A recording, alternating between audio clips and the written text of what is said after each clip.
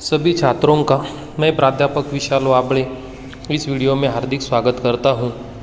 आज हम 11वीं की कक्षा का दूसरा गद्य लघु कथाएँ, लेखिका है श्रीमती संतोष श्रीवास्तव। इनकी लघु कथाएँ यह रचना हमारे सामने प्रस्तुत की गई है। तो इस रचना का पहला भाग उषा की दीपावली, इसका अध्ययन करेंगे। तो पिछली तासिका में हमने लेखक का परिचय प्राप्त किया, उनकी प्रमुख कृतियाँ, उसके बारे में जानकारी प्राप्त की। विधा का परिचय, यह लघु कथा है तो लघु कथा किसे कहते हैं या लघु कथा की विशेषता क्या है उसके बारे में हमने जानकारी प्राप्त की। और पाठ का परिचय, तो यह जो उषा की दीपावली, यह जो लघु कथा है, इस लघु कथा में अन्न की बर्बादी और अन्न के एक एक कौर के लिए तरसते हुए लोगों को विभिन्न प्रकार से पेट भरने का जुगाड़ करते हुए दर्शाया गया है। तो यहाँ पर हम पन्ना नंबर 5 पर देख सकते हैं, एक चित्र वहाँ पर है। एक 10 वर्षीय उषा वहाँ पर एक कंपाउंड साफ करने के लिए आया हुआ बबन नाम का आदमी उसे मिठाइयाँ दे रही है। इस प्रकार का चित्र हमारे सामने है। तो यहाँ पर हम पाठ की शुरुआत करते हैं। पहले हम प्रकट वाचन करेंगे। तो देखिए,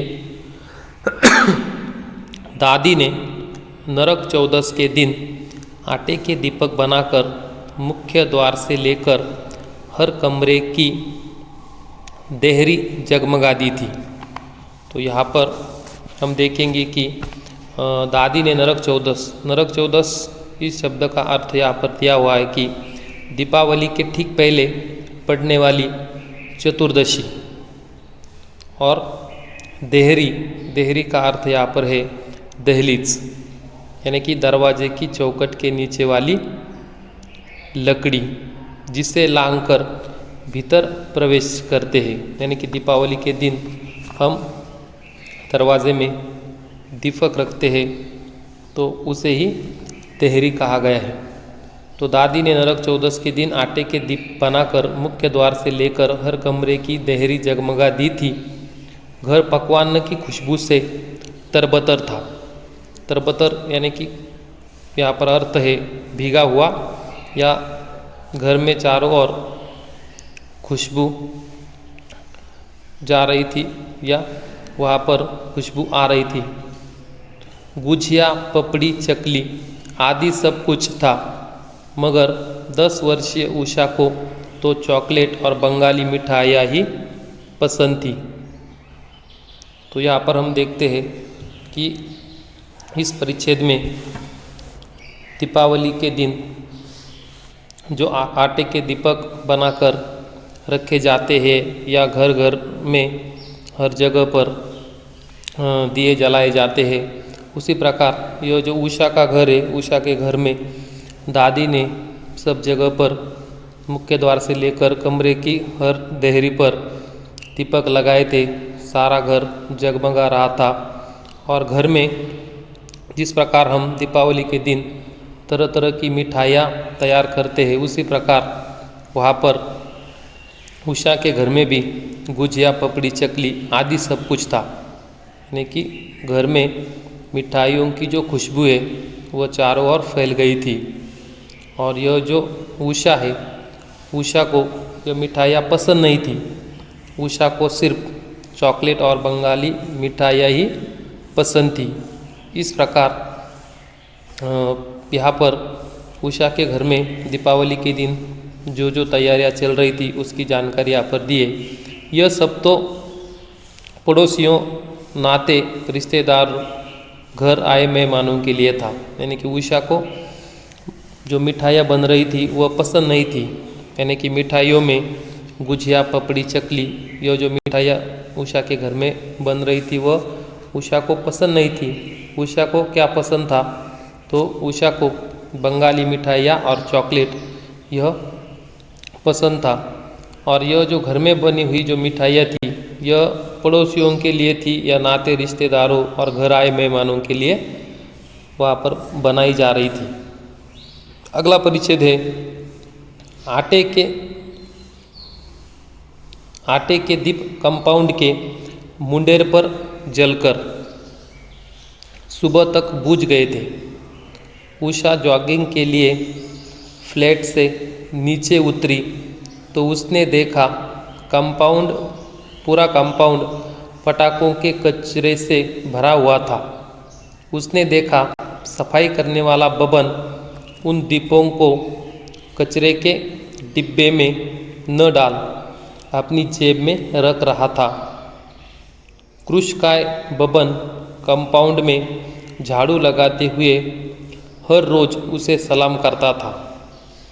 इस प्रकार यहाँ पर अगला परिच्छेद दिया हुआ है कि जो आटे के बने हुए जो दीपक थे वह कंपाउंड के मुंडेर का यहाँ पर अर्थ है गिरने से बचाव अथवा ओट के लिए अथवा ऊपरी छत पर उठाया हुआ परकोट, यानी कि कंपाउंड पर जो आटे के बने हुए जो दीपक थे वह रात को जलकर सुबह बुझ गए थे।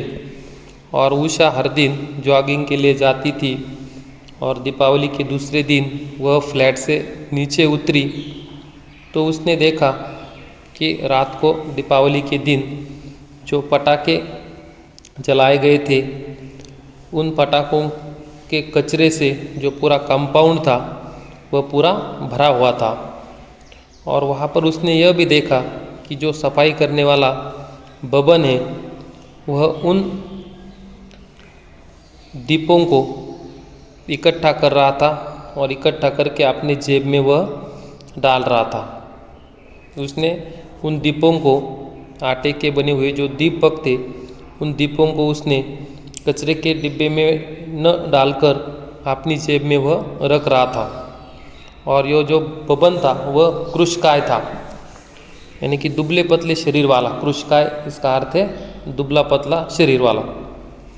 तो यह उषा उसे पूछती है कि तुमने दीपक जेब में क्यों रख लिए। उषा ने पूछा, घर जाकर अच्छे से सेक कर खा लेंगे, अन्न देवता है।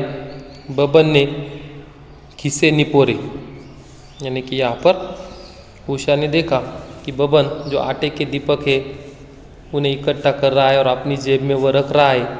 उन आटे के दीपक को उसने कचरे के डिब्बे में नहीं डाला है।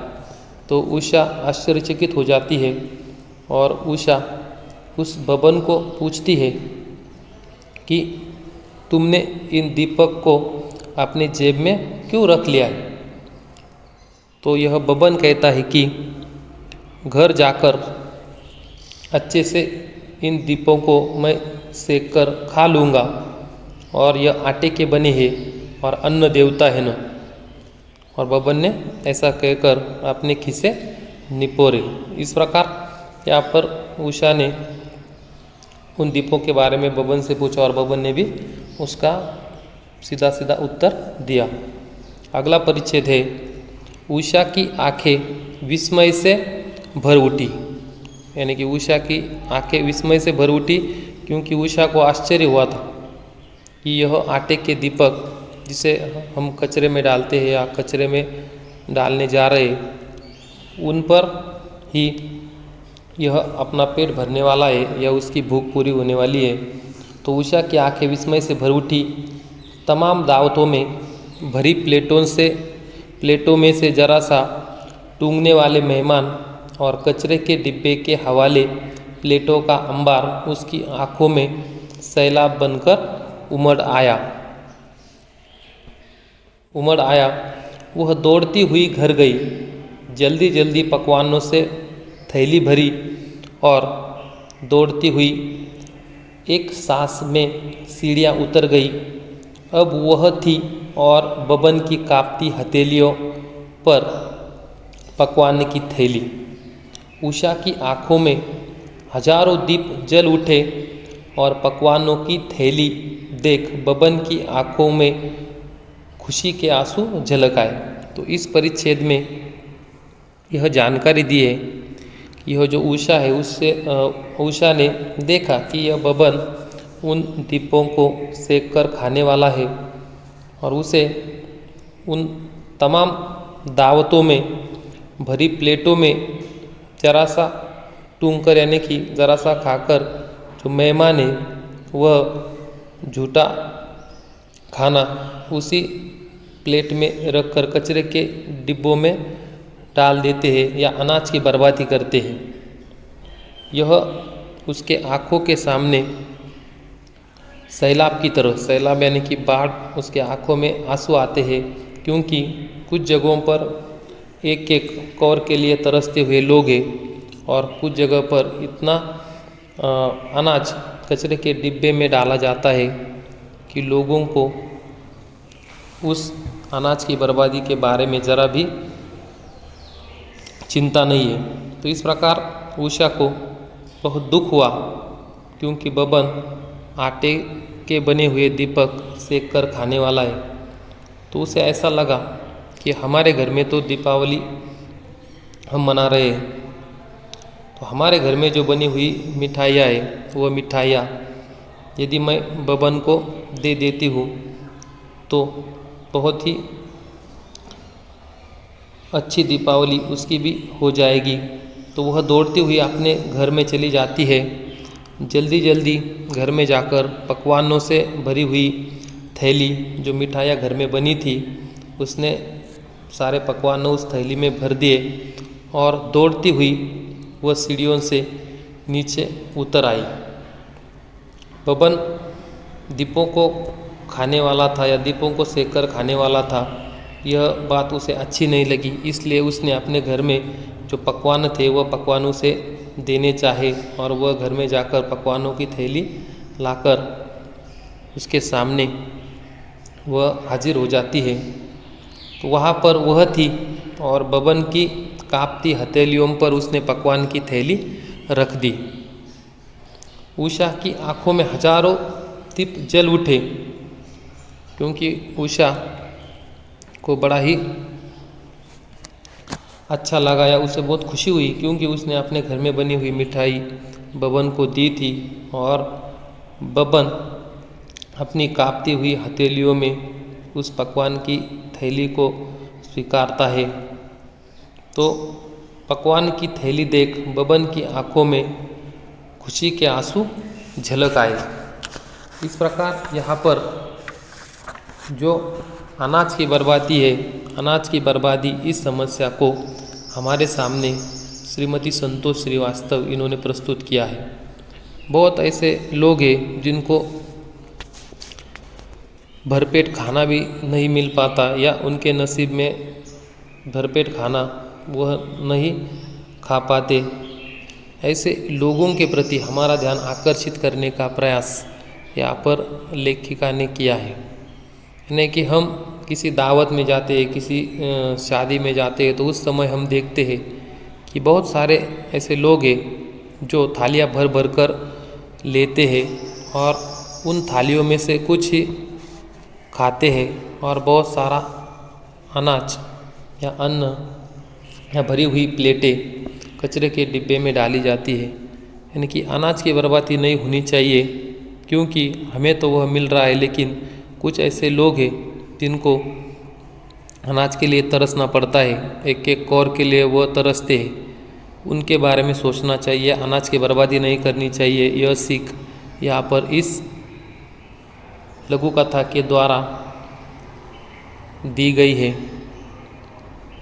तो यहाँ तक यह कहानी, यह लघु कथा यहाँ पर समाप्त होती है।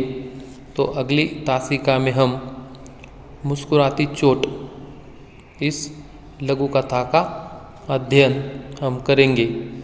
धन्यवाद।